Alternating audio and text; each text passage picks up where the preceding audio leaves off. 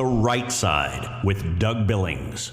Hello, America, and hello, world. Welcome to the special streamlined edition of The Right Side. Doug Billings here with you. Thank you very much for joining me, no matter where you are. Subscribe, share, and set your notifications for this program. Head over to dougbillings.us to support the program. Today, I'm going to take a very proud victory lap because President Trump just proved again why his no BS and tell it like it is style is the only thing that works against evil regimes. So, ladies and gentlemen, while the Snowflake Brigade, led by Tucker Carlson, clutched their pearls over an F-bomb on Easter Sunday, Trump looked the Mullahs dead in the eye, and he said, "Open the effing strait, or we're going to turn your power plants and bridges into rubble." And the entire citizenry of your apocalyptic regime is going to come to an end. And within hours, Iran blinked. They sent a proposal. Trump called it workable. He paused strikes for a 2-week ceasefire. He exercised mercy.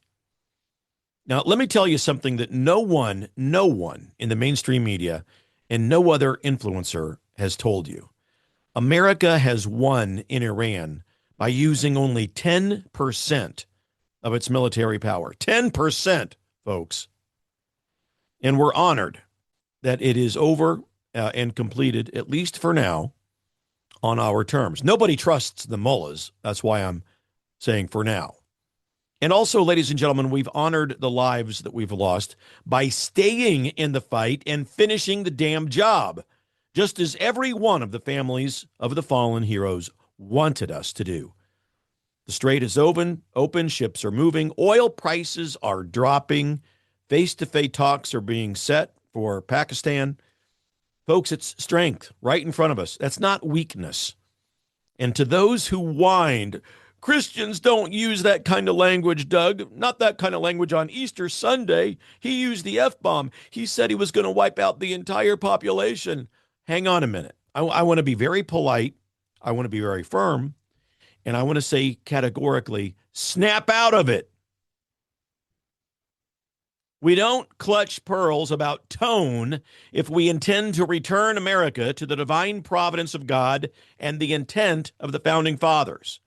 The mullahs speak power. Trump speaks that language.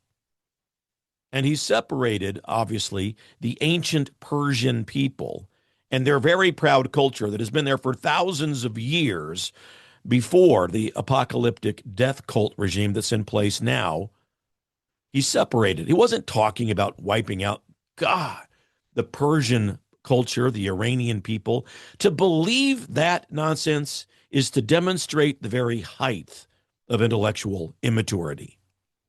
Anyone pretending otherwise is either lying to you or they're just too soft to face reality. These are the exact bargaining chips that I've told you about.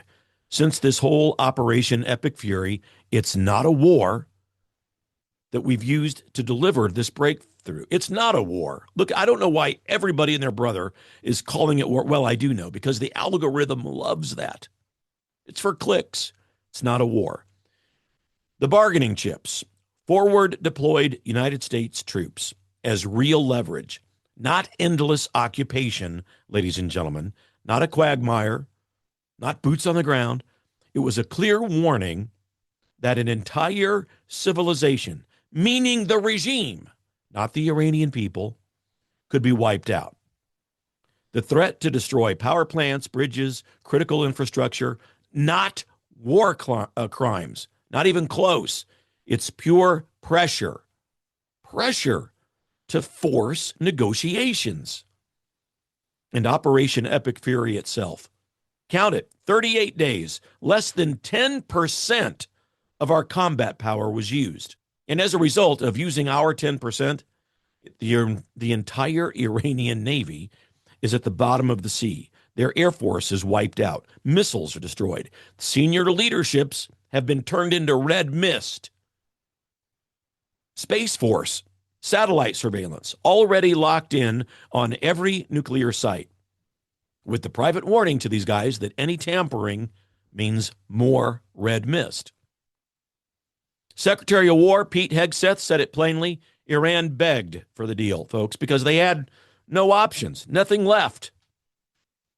That's what maximum pressure looks like when it's backed up by real credibility and American exceptionalism. So let's break down the actual 15-point ceasefire framework that Trump has already called workable. So here are the key points that have already been agreed to.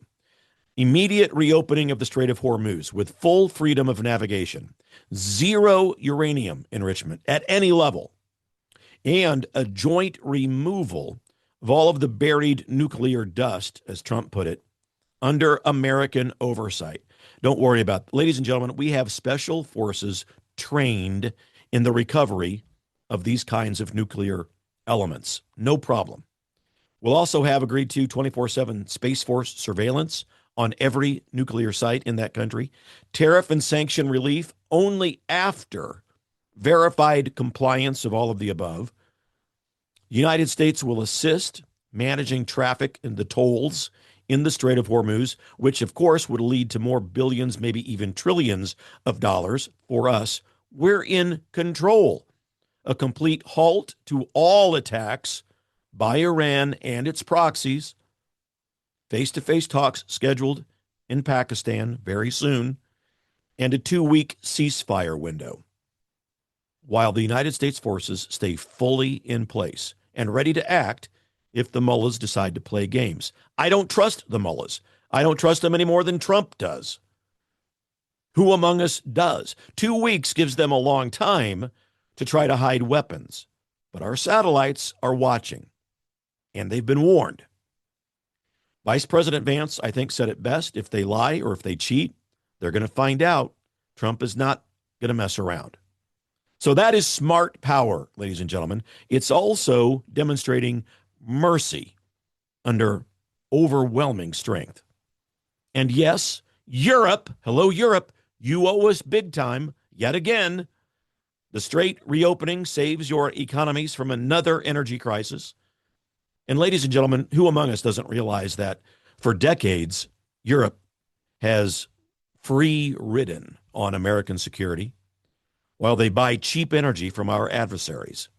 Trump fixed everything again, and the free ride is finally coming to an end. While the world focused on the Strait of Hormuz, I'm going to give you the bigger map that is now in play. Nobody else is talking about it.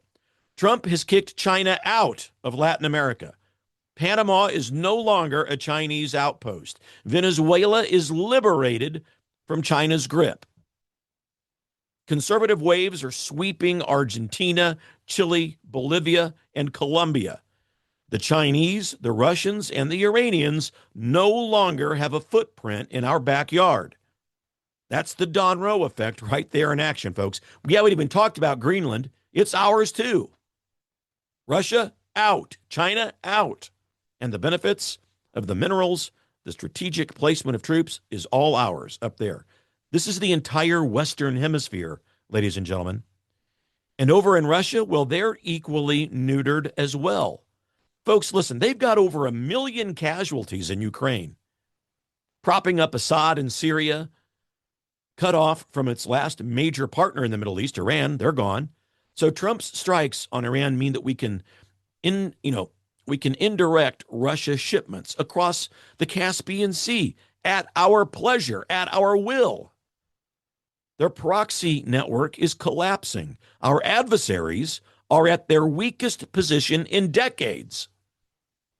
All of this proves it's finally time for the United States of America to exit NATO. The alliance was created in 1949, folks, for a world that, by the way, no longer exists. Europe has the wealth. They have the population to defend itself, but it's chosen to spend their money on free welfare states instead of meeting even the 2% defense target minimum. So the Strait of Hormuz crisis has showed us once again. When energy was threatened, they looked to Washington, to D.C., to the Beltway. They didn't look, Europe didn't, to their own, people, their own abilities. Well, Trump is going to correct that imbalance. You better believe it. America first means bilateral deals that are based on real burden sharing, not permanent subsidies. And we're going to still protect our interests. You can count on that. But the era of blank checks is over. Here's what all of this means for you and everyday Americans on the streets, ladies and gentlemen. Oil and gas prices already falling. Utility bills are going to ease. Manufacturers, farmers, truckers, small business owners, families are going to be able to keep more of your money. Jobs are going to be more secure because supply chains are stable. We've got a lot of work to do. Still grocery prices. We need to talk about that. We'll get there. Our southern border, the pressures there, all ease up. Latin America stabilizes without adversarial influence in the neighborhood. National confidence is returning because Trump has shown the strength that we have creates peace without endless wars. So we're looking at proud conservatism, and it's delivering real results. Cheaper energy, stronger borders, restored deterrence, and a sovereign America that leads from the front. Trump is redrawing the global map, ladies and gentlemen, and it's all in our favor. It's on the right side, the winning side. Believe it. We've done this with only 10% of our military. It's winning. And while we will never make fun and never chastise any of the pearl clutchers and the crybabies and the snowflakes, we do welcome them back into the room of reality and into the room of America First exceptionalism. Thanks for watching this special edition. I appreciate you, ladies and gentlemen. Hit that like button, subscribe, turn on your notifications, drop a comment. I try to read almost all of them. This is what Trump's victory looks like. I want to know what you think about it. And let's keep the conversation going. Subscribe to my YouTube channel. Welcome to the right side, Doug Billings. Follow me on X, on Truth Social, at Doug Billings. On Facebook, at The Right Side with Doug Billings. Support the show at DougBillings.us. God bless you, ladies and gentlemen. God bless President Trump.